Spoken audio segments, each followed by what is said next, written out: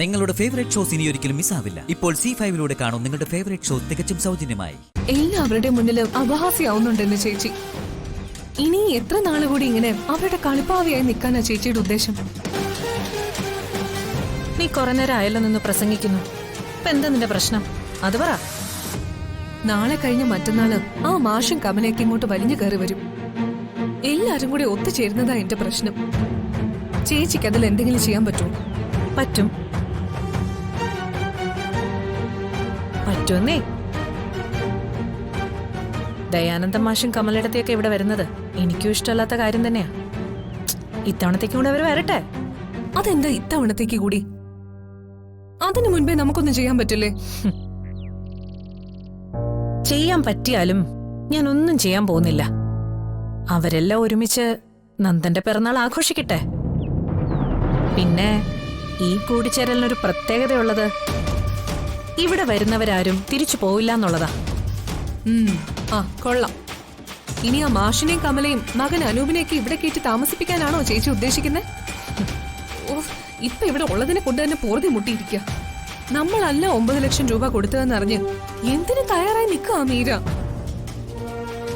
ആരും തിരിച്ചു പോകുന്നില്ല എന്ന് ഞാൻ പറഞ്ഞതിന്റെ അർത്ഥം ഇവിടെ താമസിപ്പിക്കാൻ പോകുന്നല്ല. പിന്നെ നന്ദന്റെ പിറന്നാൾ ദിവസം തന്നെയാ എല്ലാവരുടെയും മരണ ദിവസം. എന്നെയും നിന്നെയും ഇഞ്ചിഞ്ചായി കൊല്ലാൻ തുനിഞ്ഞിറങ്ങിയ എല്ലാവരുടെയും ജീവൻ നേരത്തെ നമുക്കങ്ങ് എടുക്കാം. അവരായി തുടങ്ങിവെച്ച കളി നമുക്കങ്ങ് അവസാനിപ്പിക്കാം. പിന്നീട് എന്തെങ്കിലും നമ്മൾ ചെയ്യാൻ കരുതി വെച്ചതൊക്കെ മറ്റന്നാ ചെയ്യാമെന്നാണോ ചേച്ചി പറഞ്ഞു വരുന്നത്?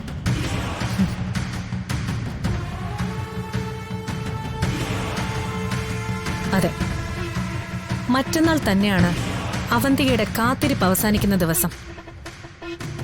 സേതുമാധവനും മക്കളും അവരുടെ രക്തബന്ധങ്ങളും എല്ലാം എന്റെ കൈകൊണ്ട് മരിക്കുന്ന ദിവസം.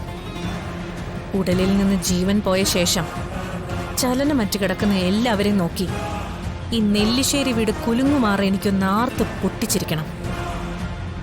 അവിടെയാണ് മരണപ്പെട്ട എന്റെ അച്ഛന്റെ ആത്മശാന്തിയും ജീവിച്ചിരിക്കുന്ന എന്റെ ആത്മസംതൃപ്തിയും.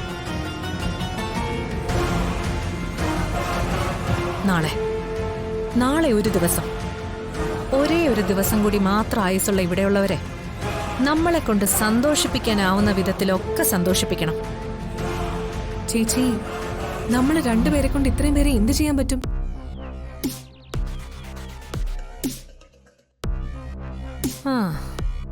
എന്താ ചേച്ചി ഉദ്ദേശിക്കുന്നത്? ഉദ്ദേശമൊക്കെ ഞാൻ പറയാം. നീ നിന്റെ സാധനങ്ങളൊക്കെ ഇപ്പോഴേ പാക്ക് ചെയ്ത് വെച്ചോ.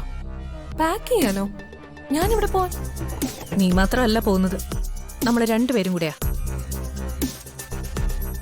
സേതുമാധവൻ എന്ന കിഴവൻ മുതൽ ആവണി എന്ന കുരുന്നിനെ വരെ ഒരേ ചിതയിലിട്ട് കത്തിച്ചിട്ട് നെല്ലിശ്ശേരിയിലെ എല്ലാ സ്വത്തുക്കളും കൈക്കലാക്കി നമ്മൾ ഈ രാജ്യം വിട്ടു പോവും.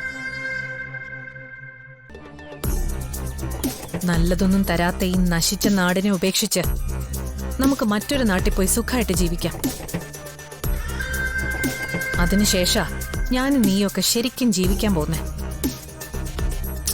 നീ ഒരു കാര്യത്തിലും ടെൻഷൻ ആവണ്ട, എല്ലാം ചേച്ചി ചെയ്തോളാം. ഡൗൺലോഡ് ചെയ്യൂ C5 ആപ്പ്. കാണൂ എല്ലാ എപ്പിസോഡുകളും സൗജന്യമായി.